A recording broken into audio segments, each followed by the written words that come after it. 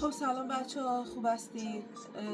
من امروز اومدم که براتون بگم که چی شد.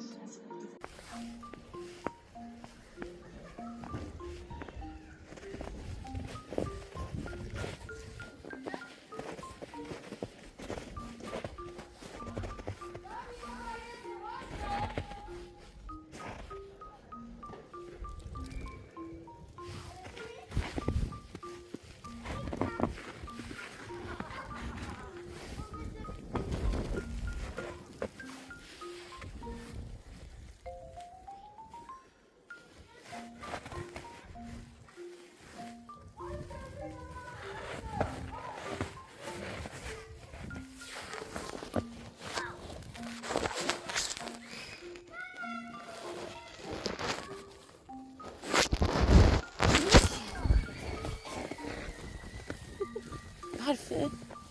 چرا مامان میخوای بیای تو کیفت؟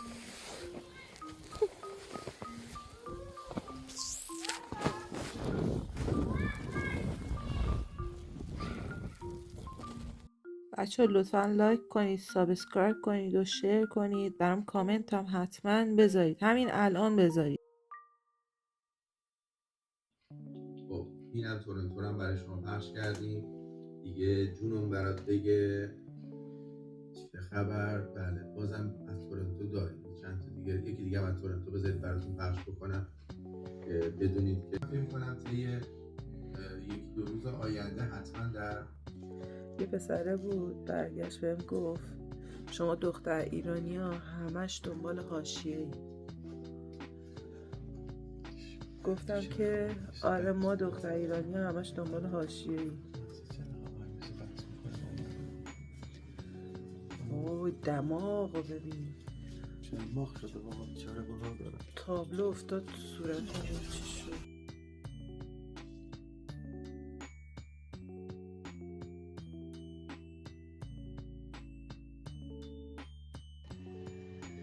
خب بچه ها الان منتظرم. وای دماغو ببین.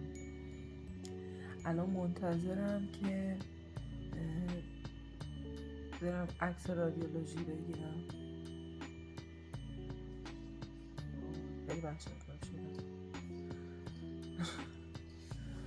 خیلی الان اینجا یکم سریعتر کارم شد تا ببینیم چقدر دیگه زمان میبره که تموم بشه عکس رادیولوژی.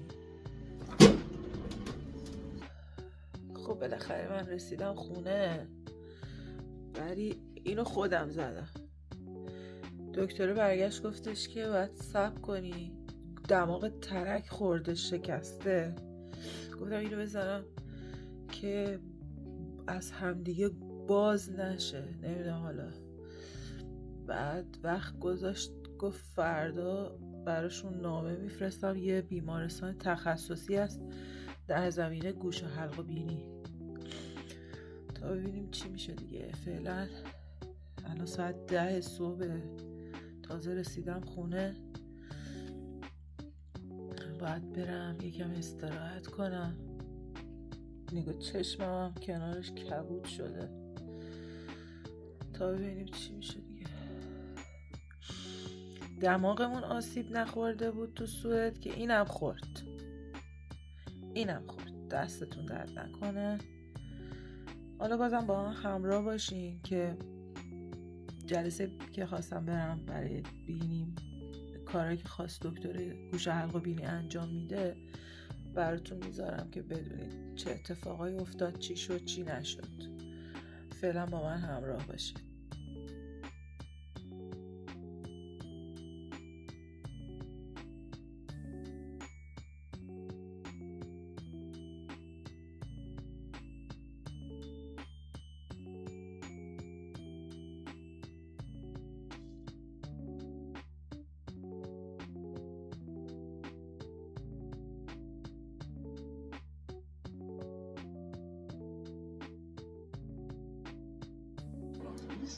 خواب بودم، ساعت 6 صبح بود، یعنی قبل از 5:45 من پیکسی منو بیدار کرد که فکرم غذا میخواد. بلند شدم طبق معمول صبحونه‌ش رو بهش دادم. ماشاءالله اینقدر هوای سوئد شب و روزش معلوم نیست که من فکر کردم صبح، فکر کردم ساعت 7، فکر کردم 7-8 صبح. خوابالود بودم، شبم دیر خوابیده بودم، ساعت 3 اینا بود خوابیده بودم. بلند شدم صبحونه‌شو دادم، بعد چشم همینجور بسته بود، اومدم گرفتم خوابیدم. یه دفعه ساعت شد 6، دیدم یه چیزی گروم خورد تو صورتم. از خواب پریدم دیدم تابلو، این تابلوی بود که این بالا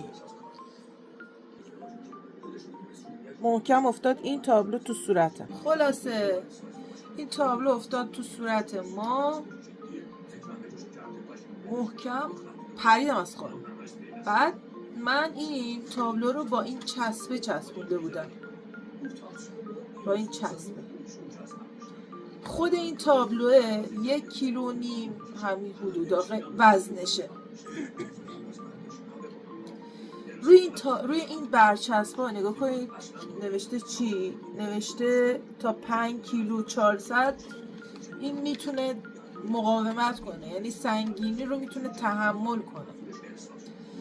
ولی این تابلو 1.5 کیلو بود. من توی هر بسته از اینا 6 تا 8 تا دونه هست. 8 تا دونه مثل نری و مادگیه، یعنی در از 4 تا دونه است توش. من 3 تاشو زده بودم توی این دیوار، توی این دیواره زده بودم. ولی انگار این همش اینا دروغه. نمیدونم، نخرید شما نخرید این بلای. این الان زیر چشم من ببین این قیافه من چجوری شده. داغون شدم بچه‌ها. اصلا فکرشو نمی کردم که یه روزی بخوام بیام بگم که بچه‌ها اینجوری شده. حالا من با چند تا از دوستام صحبت کردم، اونا گفتن که باید به شرکت خونه، به بیمه شرکت خونه بگی که این بلا سرت اومده. حالا امروز من اون فرما رو پر کردم براشون فرستادم و فکر نکنم بیمه اینجا تمام تلاششو میکنه که اون چیزی که حقتون هست رو هم بهتون نده. حالا من نمیدونم میده نمیده، اینا رو من نمیدونم. اگر داد من بهتون میگم که داد، اگر هم نداد که هیچ. ولی من تصمیم دارم که از این شرکت چسب، شرکت ترم، شرکتش شکایت کنم و به خاطر این نمیخوام شکایت کنم که فکر کنید مثلا پول میخوام بگیرم. این بحثا نیست. یه آدم بیگناه میاد این چسبو میخره، یه کسی که اطلاع نداره میاد این چسبو میخره، فکر میکنه خوبه، سیفه، مطمئنه، این چسبو میخره، میاد استفاده میکنه. همین بلایی که سر من اومد سر اونم به احتمال زیاد شاید بیاد. اینا یا باید متریالشون رو بهتر کنن یا باید کیفیتش رو بهتر کنن. اگه این تابلو خورده بود تو چشم چی؟ کور شده بودم کی میخواست جواب بده؟ هنوزم معلوم نیست. فردا من دارم تازه میرم پیش متخصص گوش و حلق و بینی، یعنی فردا تازه میرسه به دستشون که منو باید ویزیت کنن.